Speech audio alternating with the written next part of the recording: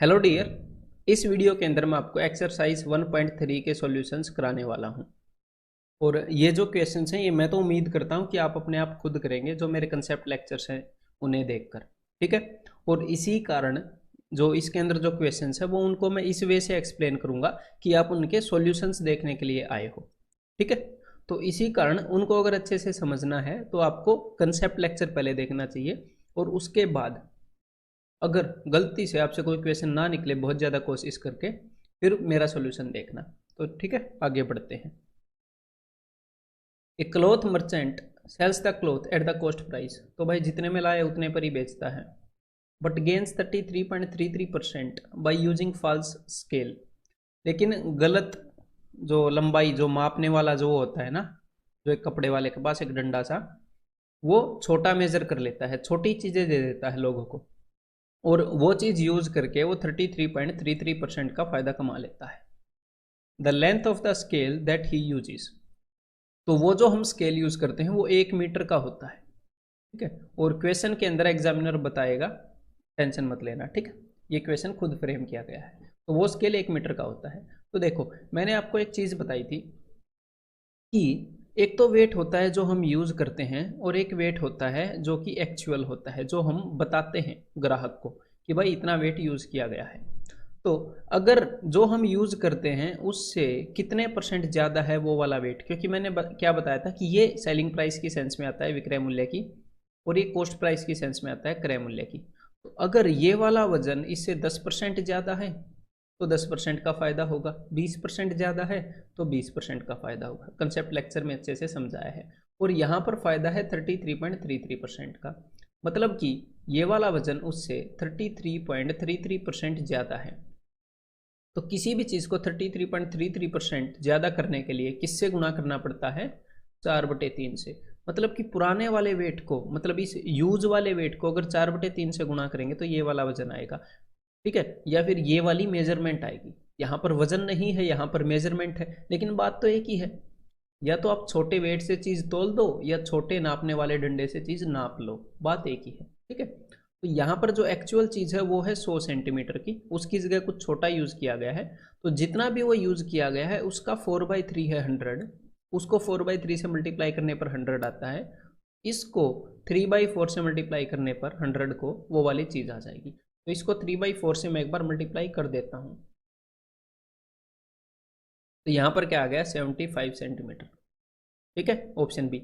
यहाँ पर आप ऑप्शंस भी यूज़ कर सकते थे, लेकिन मैं यही चाहूँगा कि अगर आपको ये चीज़ समझ में नहीं आई है तो कंसेप्ट लेक्चर देखकर इसे अच्छे से समझो और अपनी समझ को इस तरह डेवलप करो, क्योंकि यही आसान रहता है आगे जो क्वेश्चंस आएंगे उनमें।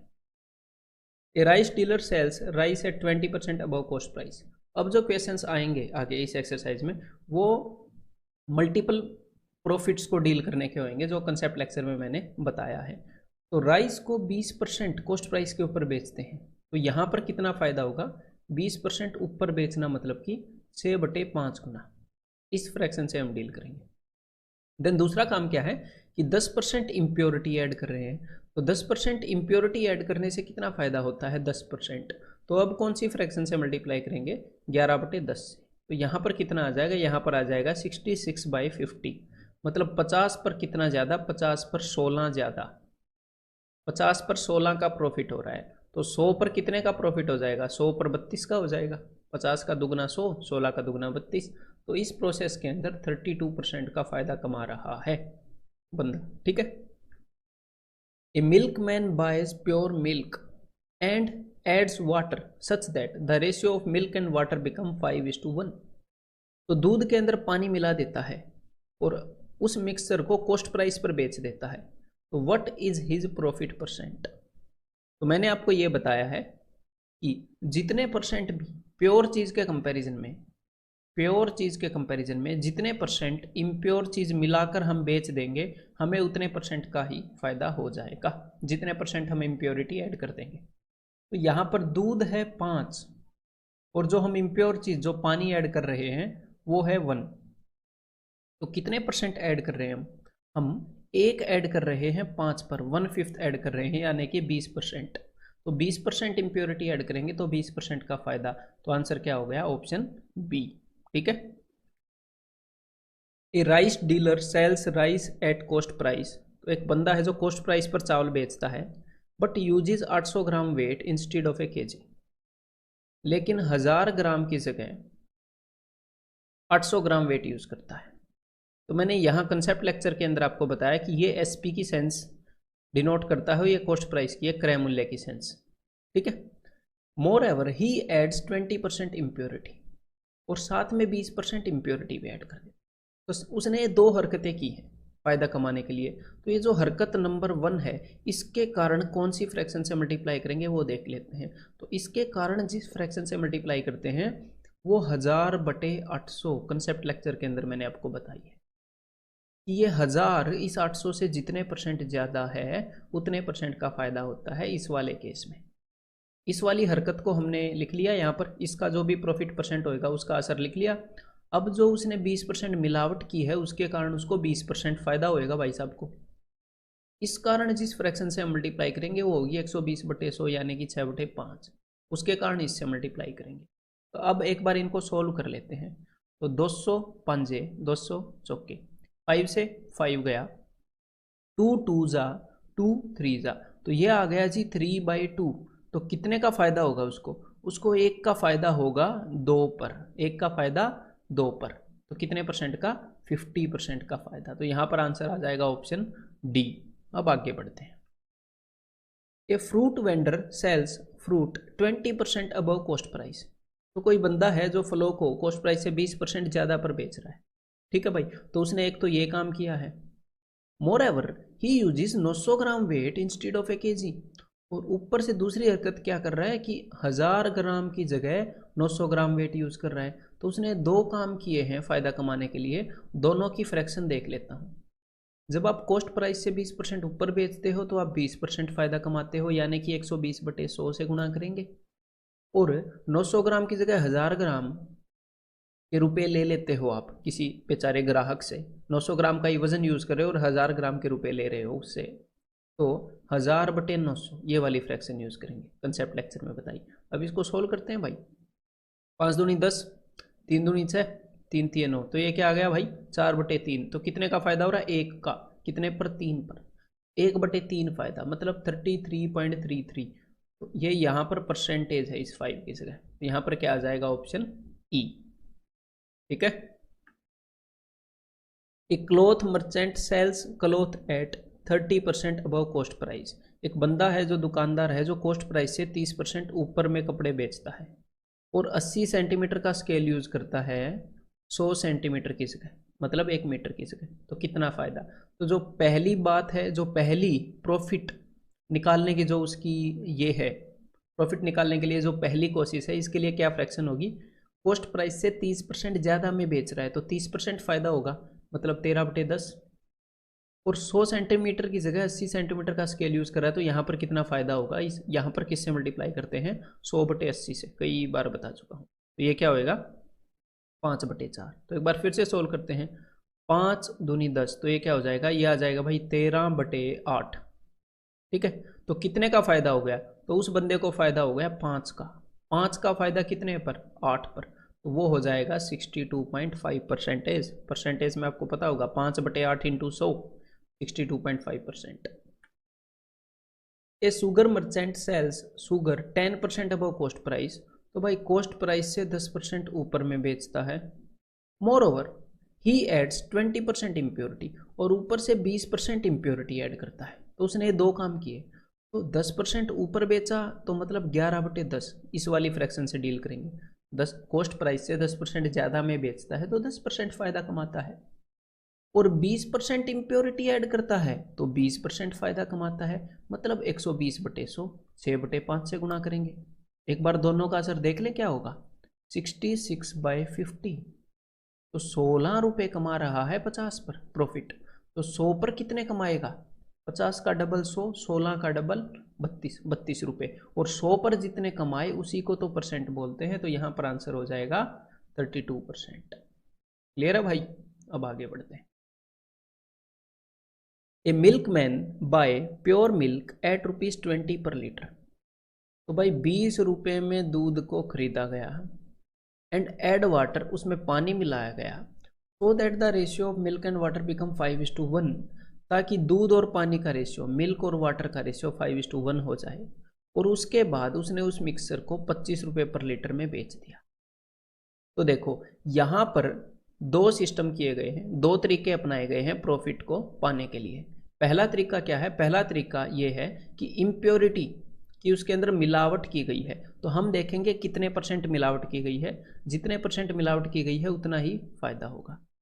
तो और मिलावट कैसे देखते हैं कि जो प्योर चीज़ है, जो प्योर चीज़ है उसके कंपैरिजन में इम्प्योर चीज़ कितने परसेंट है। तो 5 के कंपैरिजन में 1 कितने परसेंट है, तो मिलावट की गई है 20% की। तो यहाँ पर 20% फायदा, मतलब कि किससे मल्टीप्लाई करेंगे? 20% फायदे के लिए 6/5 से। अब दूसरी चीज़ देखते हैं कि फ़ायदा कमाने के लिए क्या किया गया। चीज़ को 20 रुपये में खरीद कर लाया, उसका क्रय मूल्य मतलब कि कॉस्ट प्राइस 20 रुपये है और सेलिंग प्राइस 25 रुपये है। तो प्रॉफिट कैसे देखते हैं? SP/CP, लाभ प्रतिशत कैसे देखते हैं? विक्रय मूल्य बाई क्रय मूल्य। तो मतलब 25/20, 5 से ये चला जाएगा 5 पर, ठीक है भाई, 2 तिये 6 और 2 ढाई, तो ये क्या आ जाएगा, और 5 दूनी 10, तो ये आ जाएगा 3/2। तो कितने का फायदा? 1 का फायदा 2 पर, 1 का फायदा 2 पर, तो 50% का फायदा हो जाएगा। यहाँ पर ऑप्शन ई हो जाएगा। ठीक है भाई, सिंपल वे में हम कर रहे हैं इन क्वेश्चंस को। और अगर आपको बेसिक विजुअलाइजेशन नहीं है तो ये क्वेश्चन बहुत भयानक हो सकते हैं। देखो, ए trader mixes rice and stone in such A way that the net mixture contain 16.66% stones। एक दुकानदार है, एक व्यापारी है, वो चावल और पत्थरों को किस वे में मिलाता है पता है? वो इस वे में मिलाता है कि जो नेट मिक्सचर है, जो टोटल चावल मतलब कि राइस और जो स्टोन है, उनके अंदर जो स्टोन है वो 16.66% है। ठीक है, यहाँ पर मान लो कुछ हिस्से में होंगे राइस, ठीक है, यहाँ पर राइस, वैसे तो ये अच्छी तरह से मिले हुए होंगे लेकिन मैं समझाने के लिए इनको अलग अलग मान रहा हूँ। और कुछ हिस्से में होंगे अपने पत्थर यानी कि स्टोन। तो इस पूरे मिक्सचर का 16.66% पत्थर है। तो 16.66% क्या होता है? 1/6, 6 में से 1। मतलब कि अगर ये पूरा मिक्सचर 6 यूनिट है तो उसमें से 1 यूनिट पत्थर है, 1/6। और तो फिर चावल कितने हो गए? 5 यूनिट।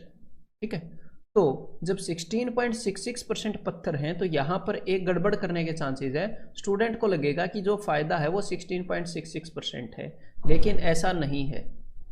ऐसा क्यों नहीं है, मेरी बात को ध्यान से सुनिएगा। ओवरऑल मिक्सचर में पत्थर कितने परसेंट हैं, फायदा उतना नहीं होता।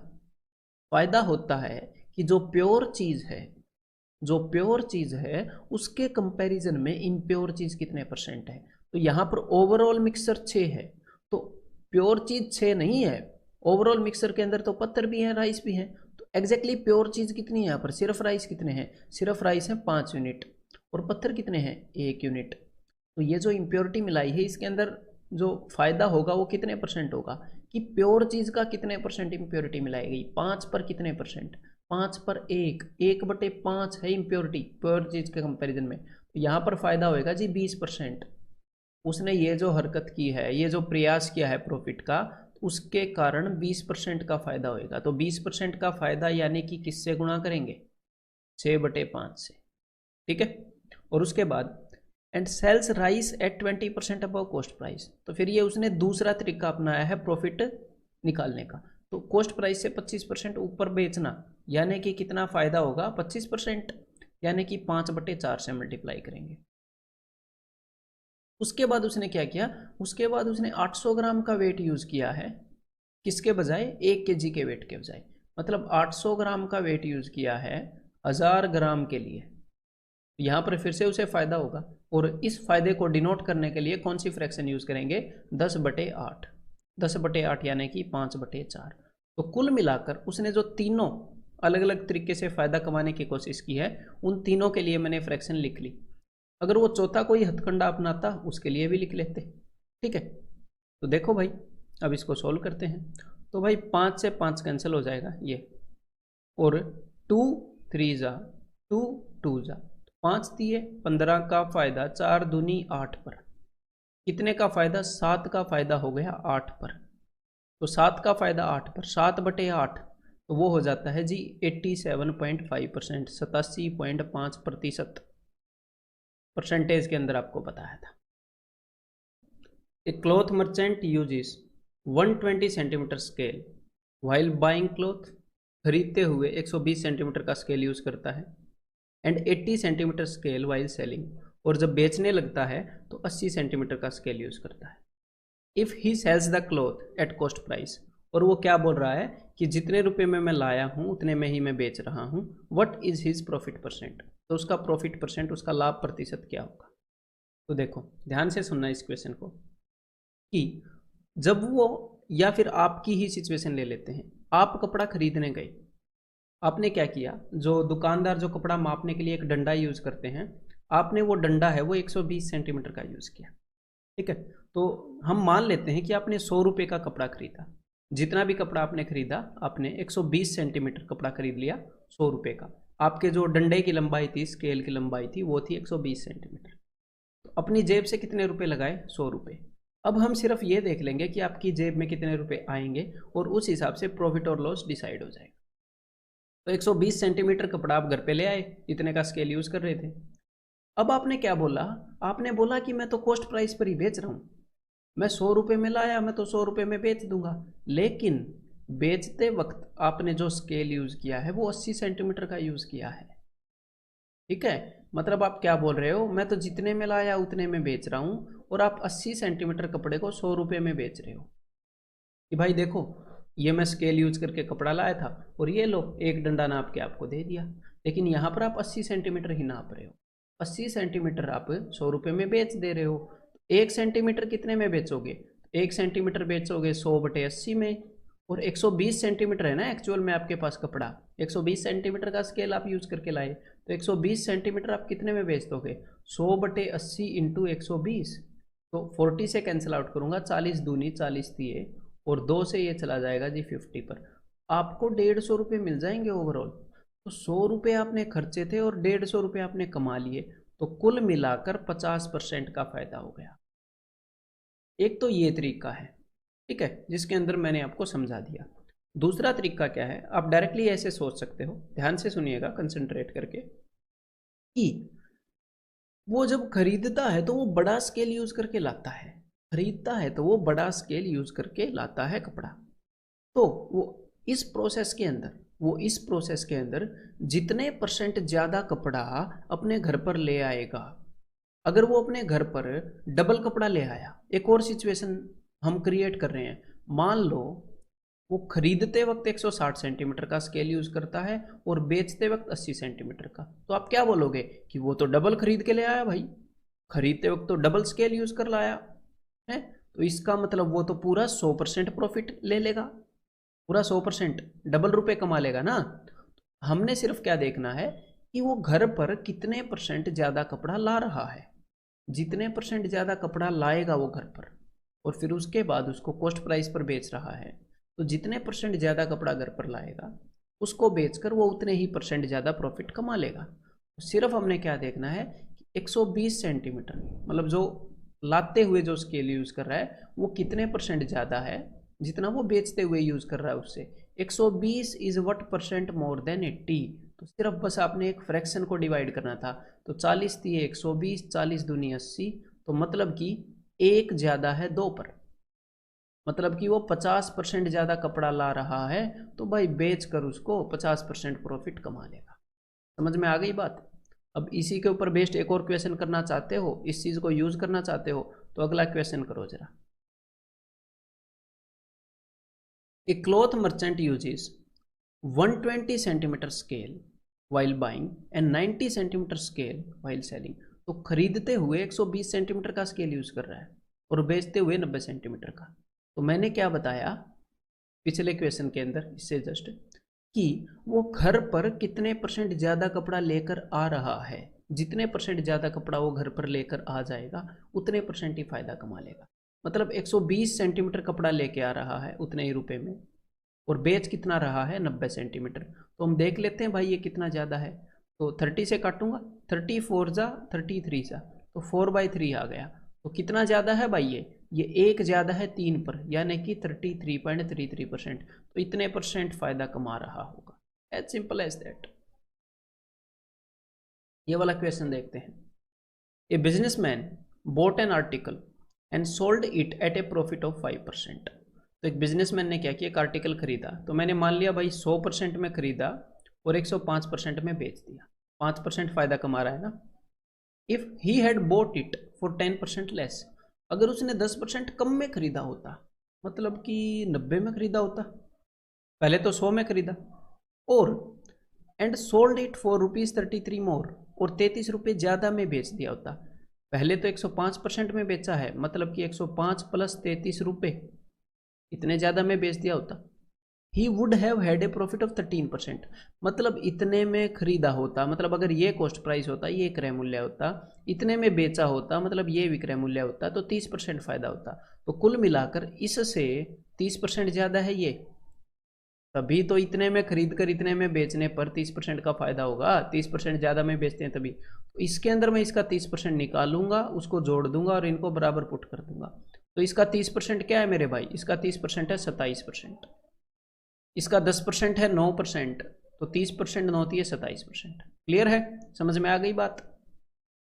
और ये जो भी परसेंटेज चल रही है, ये किसकी फॉर्म में चल रही है, यहाँ पर जितने में उसने एक्चुअल में खरीदा था, जो कॉस्ट प्राइस था, उसके परसेंटेज के टर्म में बात चल रही है सारी जो चल रही है। इन दोनों को अगर मैं जोड़ूंगा 90 और 27, तो कितना हो जाएगा 117। भाई इसको मिटा कर एक बार 117 लिखते हैं। 117 की वैल्यू कितनी है भाई, 105% में कुछ जोड़ना पड़ रहा है, 33 रुपये जोड़ने पड़ रहे हैं, तब जाकर 117 आएगा। तो मुझे एक बात बताओ, 105% में कितने परसेंट जोड़ूं कि 117 आ जाए। 105 में 12 जोड़ने पड़ेंगे, मतलब ये जो भी 33 रुपये है, इनकी वैल्यू है 12%। भाई 12% की वैल्यू आ गई 33, तो मैं दोनों साइड 3 से डिवाइड कर रहा हूँ, तो 4% की वैल्यू आ जाएगी 11, और मुझे निकालनी है 100% की वैल्यू। इसको मैं कर दूंगा मेरे भाई 25 गुना, तो इसको भी कर दूंगा 25 गुना, तो ये कितना आ जाएगा भाई, ये आ जाएगा 275। तो जितने में भी उसने आर्टिकल खरीदा वो है 275। ठीक है, अब अगला क्वेश्चन करो, ये वाला पॉज करके। An article was sold at A profit of 12%, एक आर्टिकल को 12% फायदे पर बेचा गया, मतलब अगर 100% में खरीदा गया, 112% में बेचा गया। If the cost price would have been 10% less, अगर कॉस्ट प्राइस 10% कम होता, तो 100 में से 10 गए, अगर 90% होता, and the selling price would be 5.75 मोर, और सेलिंग प्राइस 5.75 ज़्यादा होता, मतलब कि 112% प्लस 5.75, मतलब इतने में खरीदा होता और इतने में बेचा होता, तो 30% का फायदा होता। ठीक है भाई, मतलब कि इससे 30% ज़्यादा है ये, तभी 30% का फायदा होगा इतने में बेचने पे। इसके अंदर मैं इसका 30% जोड़ दूं, इसका 10% है 9, तो 30% होगा 9 × 27, 27% इज इक्वल टू दिस। तो 90 और 27 कितने होंगे, 117। ये लो भाई 117%। 112% में कितना जोड़ूं कि 117 आ जाए, 112 में कितना जोड़ूं कि 117 आ जाए, 5%।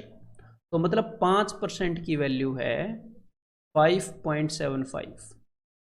तो हमें निकालनी है 100% की वैल्यू, तो 100% की वैल्यू कितनी होगी, इसकी 20 गुना। और ऐसी ऐसी चीज़ों को मैं ऐसे लिखना पसंद करता हूँ, 5/3/4। 0.75 क्या होता है, 3/4। तो 5 चौके 20 और 3 23/4 लिखना पसंद करता हूँ मैं इसको, जब कैलकुलेशन करनी होती है तो कई बार। तो 5% का 20 गुना है ना 100, तो भाई इसका 20 गुना, तो 4 5 23 5 115। यहाँ पर आंसर क्या हो जाएगा भाई, ऑप्शन ए 115। लेकिन ये हो जाएगा उसका कॉस्ट प्राइस, ये मैंने गलत लगा दिया। उसके बाद फिर मैंने यहाँ पर स्टेटमेंट को देखा कि एक बार देख तो लें क्या पूछा है, जल्दबाजी में गलत लगा दिया।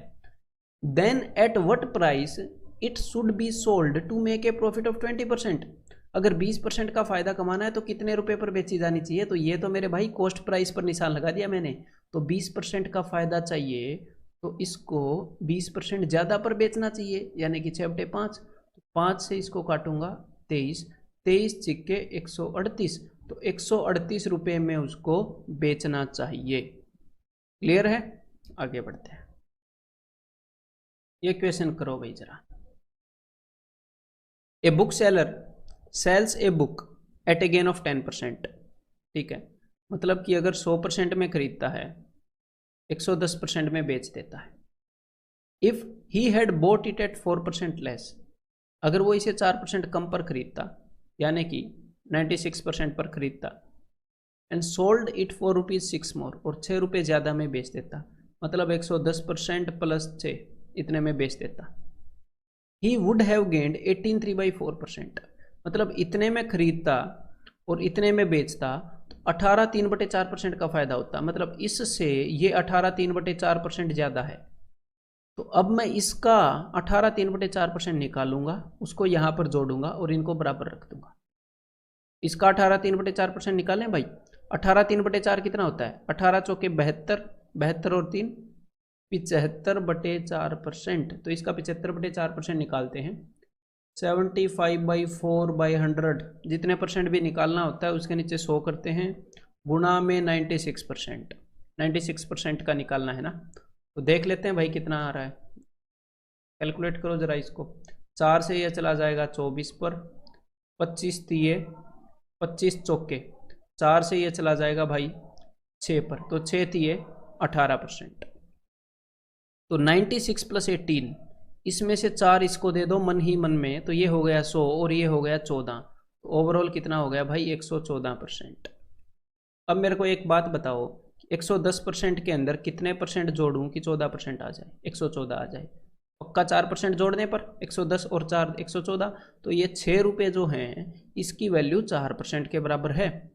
तो अगर 4% की वैल्यू है 6 रुपये और इन्होंने पूछा क्या है? The cost price of the book, तो 100% की वैल्यू कितनी होगी भाई? 4% इंटू 25, 25 छिक्के 150, तो 150 रुपये की है पुस्तक। आंसर क्या आ गया? 150। I purchased 120 exercise books at the rate of ₹3 each and sold 1/3 of them। उसमें से 1/3 मैंने बेच दी 4 रुपये में, उसमें से आधी मैंने बेच दी 5 रुपये ईच में, और उसके बाद बाकियों को मैंने कॉस्ट प्राइस पर बेच दिया। तो मेरा प्रॉफिट परसेंट कितना है?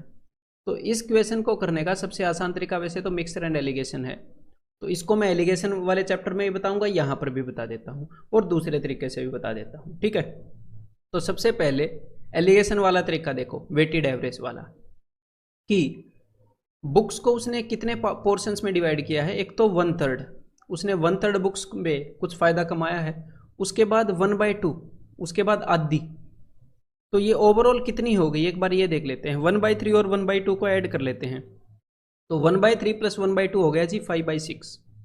तो टोटल कंप्लीट कितना मानते हैं फ्रैक्शन में? फ्रैक्शन में कंप्लीट मानते हैं 1 को, तो 1 - 5/6 1/6, मतलब बाकी बची हुई बुक है 1/6। ठीक है, मतलब टोटल बुक्स को 3 ग्रुप में डिवाइड करके अलग अलग ग्रुप पे अलग अलग परसेंट फायदा कमाया गया है। तो यहाँ पर मैं फायदे को परसेंटेज में भी लिख सकता हूँ, या फिर परसेंटेज की जगह फ्रैक्शन में भी लिख सकता हूँ, कुछ भी लिखूंगा। परसेंटेज में लिखूंगा तो परसेंटेज आंसर आ जाएगा, फ्रैक्शन में लिखूंगा तो फ्रैक्शन में आ जाएगा।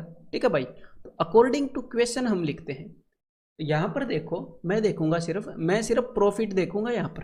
ठीक है, प्रॉफिट, वो भी परसेंटेज या फ्रैक्शन में। यहाँ पर मैं लिखूंगा कितना फायदा कमाया। तो पहले वाला ग्रुप जो तीसरे हिस्से की किताबें बेची, वो 4 की बेच दी, लाया कितने की है भाई? बंदा 3 रुपये की लाया है, 1 रुपये कमाए 3 पर, 1/3। तो इसको मैं परसेंटेज में भी लिख सकता हूँ कि 33.33% फायदा कमाया 1/3। 1 रुपये कमा रहा है 3 पर, लेकिन यार इस चीज़ को परसेंटेज में फिर मैं मल्टीप्लाई करूंगा, ये बिना वजह कॉम्प्लिकेटेड हो जाएगा, तो मैं इसको फ्रैक्शन में लिख ही रहा हूँ। यहाँ पर 1/3 फ्रैक्शन में ही लिख रहा हूँ। ठीक है, और जो हाफ बुक्स उनमें से आधी, वो कितने रुपए पर बेची? वो बेची 5 रुपये ईच, 3 की लाया है, तो 2 का फायदा कमा रहा है 3 पर, तो 2/3 प्रॉफिट वो कमा रहा है।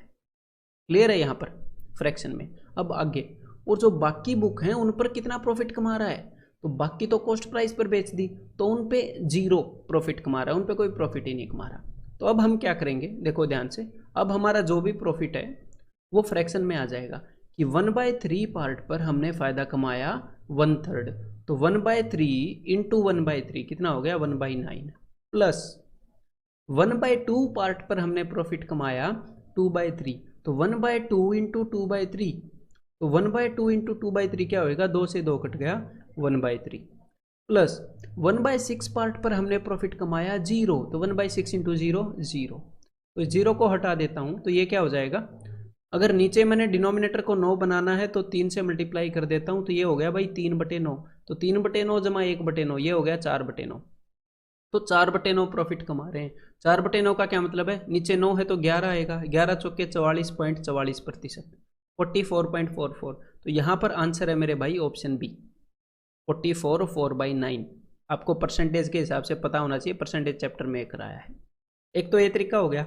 दूसरा तरीका है कि मैं एग्जैक्टली ये निकाल लूँ कि कितने रुपए मैंने लगाए और कितने रुपए का प्रॉफिट कमाया। ये भी बिल्कुल बेसिक है, ये नहीं है कि इसमें टाइम लगेगा, बिल्कुल भी टाइम नहीं लगेगा। देखो मैं लिखूंगा कि कितना प्रॉफिट कमाया और कितना मैंने अपनी जेब से लगाया, कॉस्ट प्राइस।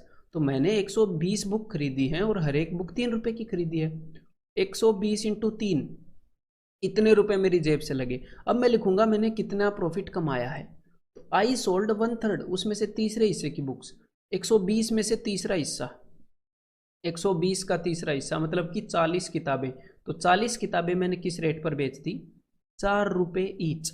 तो सिर्फ ये देखो फायदा कितना कमाया, 3 रुपए की खरीद के लाया, 4 में बेच दी, तो 40 किताबों पे मैंने हर बुक पे 1 रुपये कमाए, हर बुक पे मैंने 1 रुपया कमाया, तो ओवरऑल 40 रुपये कमा लिए। अब 1/2 ऑफ देम, उसमें से आधी पुस्तकों पर 1/2, 120 का 1/2 मतलब कि 60 बुक्स मैंने 5 रुपये के हिसाब से बेची, तो हर एक पे मैंने 2 रुपये कमाए, तो मैंने 120 रुपये कमा लिए। और बाकी जितनी भी बुक्स हो मैं कैलकुलेट क्यों करूं, क्योंकि वो तो सारी मैंने कॉस्ट प्राइस पर बेच दी, उन पे तो मैंने कोई रुपया कमाया ही नहीं।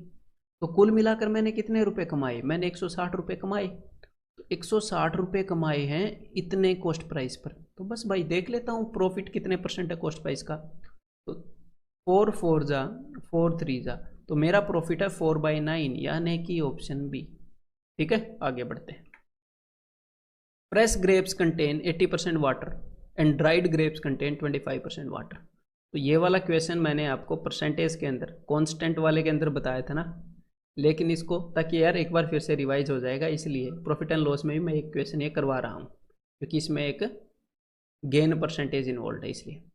तो देखो, grape merchant buys fresh grapes at 30 rupees per KG, dry them, उनको सुखा देता है और 150 रुपये पर केजी में बेच देता है। तो मैंने आपको परसेंटेज में जो कंसेप्ट बताया था वो मैं फिर से एक बार जल्दी से रिवाइज करा दूँ। मैंने क्या बताया था कि जब भी ऐसी चीज़ें हों जिनमें से कुछ पानी उड़ रहा है या उनमें कुछ पानी ऐड कर रहे हैं, इस टाइप की चीज़ें हैं, एक तो चीज़ होती है कांस्टेंट जो बदलती ही नहीं है, और एक होता है टोटल मिक्सचर या फिर टोटल वॉल्यूम। तो कांस्टेंट कौन सी चीज़ होती है, जिसको हम ऐड नहीं कर रहे या फिर जो उड़ नहीं रही। तो अंगूरों के अंदर 2 चीज़ें होती हैं, एक तो पल्प होता है जो गुदा होता है अंगूर के अंदर, और होता है वाटर।